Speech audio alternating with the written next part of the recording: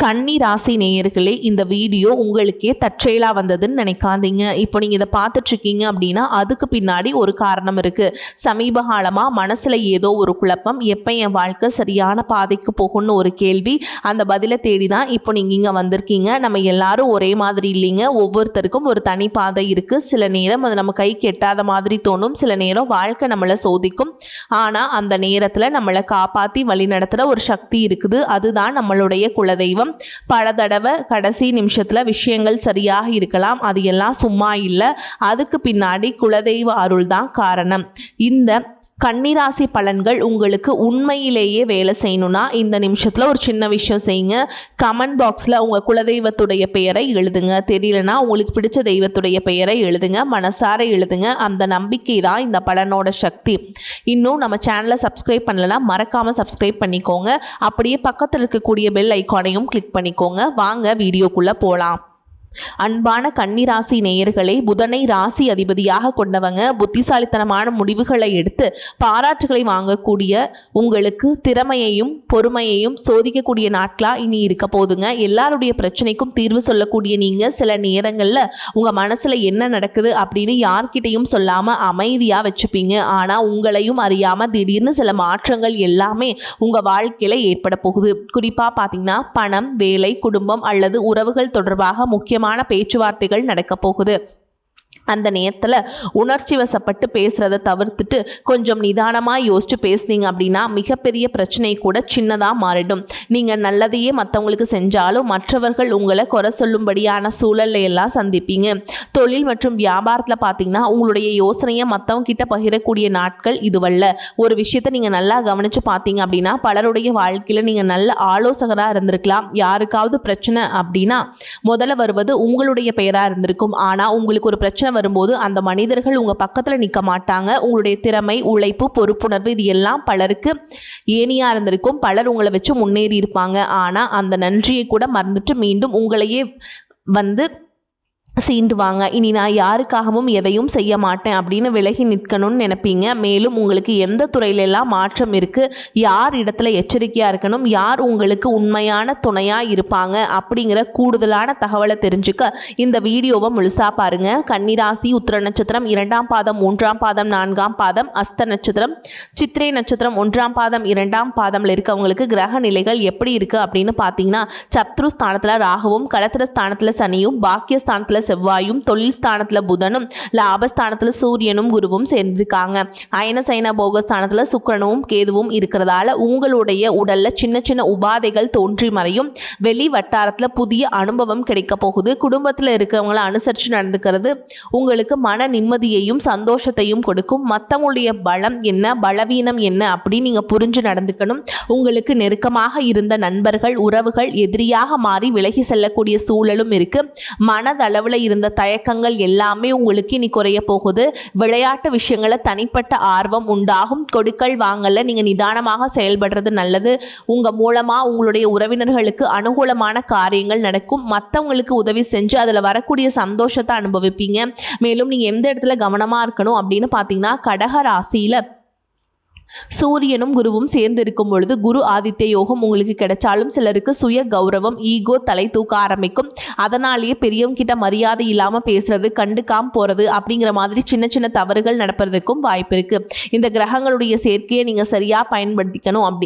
அப்படி இல்லைனா தெளிவான முடிவுகளை எடுக்கணும். கல்வி மற்றும் ஆராய்ச்சி துறையில் முழு ஈடுபாட்டோடு நீங்கள் செயல்பட்டீங்கன்னா உங்களுக்கு மிகப்பெரிய வெற்றி காத்திருக்குதுங்க. மேலும் தொழிலில் பார்த்தீங்கன்னா அதிகார பதவிகள் மற்றும் தலைமை தாங்கக்கூடிய பொறுப்பான இடத்துல நீங்கள் இருக்க போகிறீங்க. சனி பகவானுடைய இந்த நிலை காரணமாக பார்த்தீங்கன்னா உங்களுடைய மனசில் பதற்றங்கள் இருக்கும். தெளிவான முடிவுகள் எடுக்கிறதுக்கு சிரமப்படுவீங்க. தடைப்பட்ட திருமண காரியங்கள் சின்ன சின்ன போராட்டங்களை கடந்து நல்லபடியாக நடக்கும். மேலும் உங்களுடைய 12ஆம் வீடான விரயஸ்தானத்தில் சுக்கிரன் கேது சேர்க்கை இருக்குதுங்க. இது ஆன்மீக நாட்டத்தை தருவதோடு தேவையில்லாத செலவுகள், தூக்கமின்மை மற்றும் புதிய வீடுகள் நீங்க வாங்குவீங்க கவனம் இல்லாமல் இது எல்லாம் ஏற்படுத்தும். மிக முக்கியமாக பார்த்தீங்கன்னா இந்த சேர்க்கையின் காரணமாக கணவன் மனைவி அல்லது கூட்டாளிகளோடையும் காதலர்களுக்கிடையே ஈகோ மற்றும் சின்ன சின்ன கருத்து வேறுபாடுகள் ஏற்படும். தேவையில்லாத கற்பனைகள், குழப்பங்கள் மற்றும் சந்தேகம் ஏற்பட்டு உறவுகளில் சின்ன சின்ன சங்கடங்களை ஏற்படுத்தும். இந்த காலகட்டத்தில் உங்களுடைய சுய ஒழுக்கம் ரொம்பவே அவசியம். நீங்கள் பழகக்கூடிய நபர்கள் மற்றும் ஆடம்பர செலவுகளை குறைச்சிக்கிட்டீங்க அப்படின்னா குடும்பம் மற்றும் தொழில், நண்பர்கள் வட்டத்தில் நிம்மதியான சூழல் உண்டாகும். இன்னும் சிலருக்கு பார்த்தீங்கன்னா உங்கள் வாழ்க்கையில் வரக்கூடிய உறவு யார் அப்படிங்கிற சந்தேகம் இருக்கும். சிலருக்கு காதலா, சிலருக்கு திருமணமா அப்படின்னு நினைப்பீங்க. ஆனால் வாழ்க்கையில் உறவு அப்படின்னா அதுக்கு ஒரே ஒரு அர்த்தம் மட்டும் இல்லை. சிலருக்கு பல வருடங்களாக பேசாமல் இருந்த ஒரு சொந்தம் மீண்டும் தொடர்பு கொள்வாங்க. சிலருக்கு பார்த்தீங்கன்னா ஒரு நல்ல நண்பர் சரியான நேரத்தில் வந்து தைரியம் கொடுத்து உதவிகளை செய்வாங்க. சிலருக்கு வேலை மற்றும் தொழிலில் ஒரு முக்கிய நபர் அறிமுகமாகி அவருடைய தொழிலுக்கு மிகப்பெரிய முன்னேற்றத்தை கொடுக்கக்கூடிய நபராக மாற போறாரு. திருமண வயதில் இருக்கவங்களுக்கு பார்த்தீங்கன்னா புதிய வரன் அல்லது வாழ்க்கை துணையை பற்றி அறிகுறியாக கூட இருக்கலாம். ஏற்கனவே திருமணமானவங்களுக்கு கணவன் மனைவிக்கிடையே இருந்த மனக்கசப்புகள் குறைஞ்சு மீண்டும் நெருக்கம் உருவாகக்கூடிய காலமாகவும் இருக்கும். குடும்பத்தில் பிரிஞ்சிருந்த ஒருவர் மீண்டும் இணைவதாக கூட இருக்கலாம். இதில் முக்கியமாக நீங்கள் எந்த விஷயத்தை புரிஞ்சுக்கணும் அப்படின்னு பார்த்தீங்கன்னா எல்லா உறவுகளும் நம்மக்கிட்ட நிரந்தரமாக இருக்க போகிறதில்ல. சில நம்ம வாழ்க்கையில் ஒரு பாடத்தை கற்றுக் கொடுத்துட்டு வருவாங்க. சில நம்ம கூட பேருந்தில் பயணம் செய்யக்கூட ஒரு பயணியை போல வருவாங்க. இன்னும் சிலர் பார்த்தீங்கன்னா நமக்குள்ளே இருக்கக்கூடிய திறமைகளை வெளிக்கொண்டு வரக்கூடிய ஆசானாகவும் இருப்பாங்க. அதனால் புதிய நபர்கள் உங்கள் வாழ்க்கையில் வரும்பொழுது எந்தவித எதிர்பார்ப்புகளையும் அவங்க மேலே சுமத்தாமல் எப்பவும் போல் உங்களுடைய இயல்பான குணத்தில் நீங்கள் இருங்க. இந்த காலகட்டத்தில் பார்த்தீங்கன்னா உங்களுடைய அணுகுமுறை ரொம்பவே முக்கியம். யாராவது என்னை தேடி வரட்டும் அப்படின்னு காத்திருக்கிறத விட நீங்களும் ஒரு நல்ல ஒரு உறவுகளாக இருக்க தயாராக இருக்கணும். ஒரு சின்ன ஃபோன் கால் அல்லது ஒரு சந்திப்பு, ஒரு சின்ன பேச்சுவார்த்தை கூட உங்களுடைய வாழ்க்கையின் அடுத்த அத்தியாயத்தை ஆரம்பிக்க காரணமாக இருக்கலாம். அதனால் பலன்களில் சொல்லக்கூடிய உறவு அப்படிங்கிறது ஒரே மாதிரியான பலன் இல்லை. உங்களுடைய வயது, குடும்ப நிலை, வேலை, திருமண வாழ்க்கை எல்லாத்தையும் பொறுத்து உங்களுக்கான பலன்கள் மாறுபடும். குடும்ப உறவுகள் மற்றும் நண்பர்களோட சின்ன சின்ன மனக்கசப்புகள் ஏற்பட்டு பிரிஞ்சு போயிருக்கிறதும், தொழில் மற்றும் வியாபாரத்தில் ஏற்பட்ட நஷ்டம் காரணமாக மன அழுத்தம் இருக்கிறதும், நீங்கள் எந்த ஒரு நல்ல விஷயத்தை செய்யணும் அப்படின்னு நினைக்கும் போதெல்லாம் அதில் ஏதாவது ஒரு தடைகள் ஏற்பட்டு நம்மளுடைய வாழ்க்கை எப்போ நல்லபடியாக மாறும், நல்லது எப்போ நடக்கும் அப்படின்னு ரொம்பவே எதிர்பார்த்து காத்துட்டு இருந்திருப்பீங்க.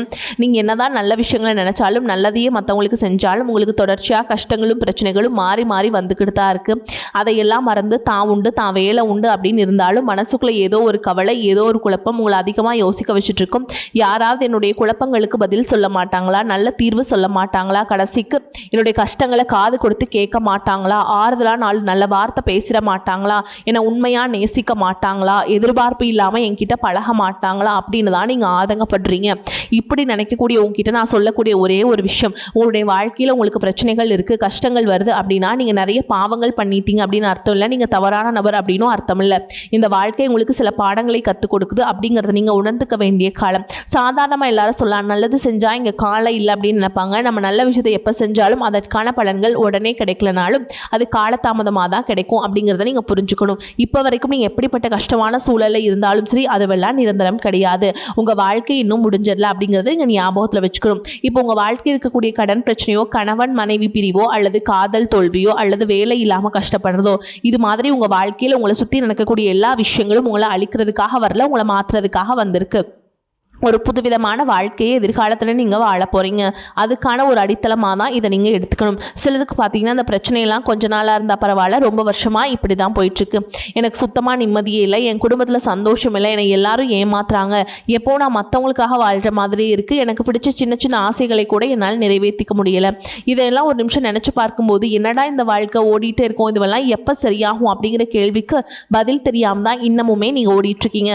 சில பேர் தன்னுடைய படிப்புக்கு சம்மந்தமே இல்லாமல் குறைவான சம்பளத்தில் தன்னுடைய குடும்ப கஷ்டத்துக்காக ஏதாவது ஒரு வேலையை செஞ்சுட்டு இருந்திருப்பீங்க. உங்களுடைய மனசுக்கு பிடிச்ச மாதிரியான நல்ல வேலை அதிகமான சம்பளத்தோடு கிடைக்க போகுது. அதே நேரத்தில் அந்த வேலையில் சில சவால்களை எல்லாம் கடந்து வந்தீங்கன்னா சில மாதங்களுக்கு பிறகு உங்களுக்கு பதவி உயர்வும் கிடைக்க போகுதுங்க. தொழில் மற்றும் வியாபாரம் மூலமாக நஷ்டத்தை சந்தித்து கடனில் இருக்கவங்களுக்கும் உங்களுடைய புதிய யுக்திகள் மற்றும் புதிய முயற்சிகள் மூலமாக எல்லாவற்றிலும் இருந்து மீண்டு வருவீங்க. எதிர்பாராத நபர்கள் மூலமாக உங்களுக்கு உதவிகள் கிடைக்கும். நல்ல வேலையாட்கள் கிடைப்பாங்க. உங்களுடைய பொருளாதாரம் உயரப்போகுது. குடும்ப வாழ்க்கை இனிமையாக இருந்தாலும் குழந்தை பாக்கியம் இல்லை அப்படின்னு கோயிலுக்கும் ஹாஸ்பிட்டலுக்கும் மாறி மாறி போயிட்டு வந்திருப்பீங்க. சரியான புரிதலோடு சரியான மருத்துவ சிகிச்சைகள் மற்றும் குலதெய்வத்திற்கு பொங்கல் வச்சு வழிபாடு செய்வதன் மூலமா, ஆரோக்கியமான விஷயங்களை செய்வதன் மூலமா இந்த வருடத்தின் இறுதிக்குள்ள நிச்சயமா உங்களுக்கு குழந்தை பாக்கியம் கிடைப்பதற்கான வாய்ப்புகள் இருக்கு.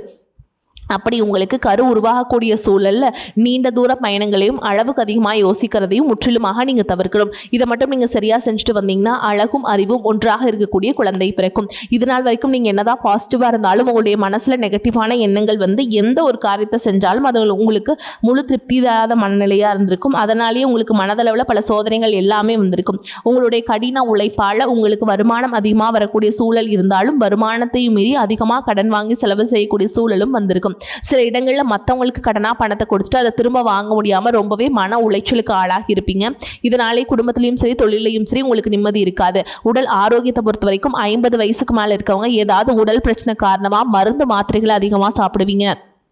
ஆனால் அது குணமடையாமல் தொடர்ந்து பிரச்சனைகளை கொடுத்துட்டே இருந்திருக்கும். இனி வரக்கூடிய கிரக நிலைகள் காரணமாக மருந்துகளோடு இயற்கையான உணவு முறைகளையும் நீங்கள் எடுத்துக்கிட்டீங்க அப்படின்னா உங்களுடைய உடல் வலுப்பெறும். எல்லா விதமான துன்பங்கள்ல இருந்தும் நீங்கள் மீண்டு வர போகிறீங்க. உங்களுடைய வாழ்க்கையில் மற்றவங்க அவங்களுடைய சுயநலத்துக்காக தெரிஞ்சே உங்களுக்கு சில துரோகங்களை எல்லாம் செஞ்சுருப்பாங்க. மற்றவங்க செஞ்ச தப்புக்கும் நீங்களே பழி ஏற்றுக்கிற மாதிரி இருந்திருக்கும். ஒரு விஷயத்தை நல்லா புரிஞ்சுக்கோங்க, சிலராக மாற்ற முடியாது, ஆனால் நம்மளை நம்ம மாற்றிக்க முடியும். உங்களுடைய வாழ்க்கையில் ஒவ்வொரு நிலையிலையும் ஒவ்வொரு நாளும் ஒவ்வொரு செயலுக்கும் ஒவ்வொருத்தருடைய விமர்சனத்துக்கும் பதில் கொடுத்துட்டு இருக்க முடியாது. இயற்கைக்கும் கடவுளுக்கும் நம்மளுடைய மனசாட்சிக்கும் உண்மையாக இருந்து யாரோட மனசையும் புண்படுத்தாம நம்ம அடுத்த நிலையை நோக்கி போயிட்டே இருக்கணும். நீங்க பெருசா மதிச்ச சில உறவுகள், உயிராக நினைக்கக்கூடிய சில மனிதர்கள், எதிர்காலம் அப்படின்னு நினைச்சிட்டு இருக்கக்கூடிய குழந்தைகளும், ஆதரவாக இருக்கக்கூடிய குடும்பமுமே உங்களுக்கு பல கஷ்டங்களை எல்லாம் கொடுத்திருக்காங்க. இவ்வளவு வழிகளையும் வேதனைகளையும் கடந்து இன்னமும் நீங்க ஓரளவுக்கு நல்லா இருக்கீங்க அப்படின்னா அதுக்கு மிக முக்கியமான காரணம் நீங்க கடவுள் மேல வச்சிருக்கிற நம்பிக்கையும் இது வரைக்கும் நீங்க செஞ்ச நல்ல காரியங்கள் தான் காரணம் அப்படிங்கிறத புரிஞ்சுக்கோங்க. உங்களை பொறுத்த வரைக்கும் இந்த வாழ்க்கையில நீங்க பெருசா எதையுமே ஆசைப்படல. ஆரோக்கியமான சாப்பாடு, தனக்குன்னு சந்தோஷமான நல்ல குடும்பம், மனசுக்கு பிடிச்ச வீடு, தேவைகளை எல்லாம் பூர்த்தி செய்யக்கூடிய அளவுக்கு வருமானம் கொடுக்கக்கூடிய வேலையோ தொழிலோ இது இருந்தா போதும். உடல் ஆரோக்கியமும் நிம்மதியான தூக்கமும் இருந்தா போதும் அப்படின்னு தான் நினைக்கிறீங்க. உங்களுக்கு இந்த அடிப்படையான விஷயங்கள் ஓரளவுக்கு கிடைச்சாலும் மனசுல நிம்மதி இல்லாதனால உங்க முகத்திலையும் தேஜஸ் இல்லை. இதுக்கப்புறமாவது இந்த வாழ்க்கையை நல்லா என்ஜாய் பண்ணும் அப்படின்னு நீங்க ரொம்பவே நம்பிட்டு இருக்கீங்க. எதை செய்ய போனாலும் ஏதாவது ஒரு தடைகள் வந்து உங்களுடைய வாழ்க்கையை முடிக்கிற மாதிரி இடைஞ்சலாக இருந்திருக்கும். இக்கட்டான நேரத்தில் யாராவது எனக்கு சின்ன ஒரு உதவி செய்ய மாட்டாங்களா, எனக்கு கை கொடுத்து தூக்கி விட மாட்டாங்களா அப்படின்னு எத்தனையோ முறை கடவுள்கிட்ட நீங்கள் வேண்டுதல் வச்சுருப்பீங்க. உங்களுடைய அத்தனை வேண்டுதல்களும் இனி பலிக்க போகுது. இது வரைக்கும் நீங்கள் வாடகை வீட்டில் இருந்திருப்பீங்க. அதனாலேயே உங்களுக்கு திருமணம் பல நேரங்களில் தடைபட்டு இருந்திருக்கும். அதை நேரடியாக சொல்லாமல் ஜாதகம் சரியில்லை, பொருத்தம் இல்லை, அரசாங்க வேலை இல்லை, பெற்றோர்கள் சரியில்லை அப்படின்னு ஏதோ ஒரு காரணத்தை சொல்லி தட்டி கழிச்சிட்டு போயிட்டு இருந்திருப்பாங்க.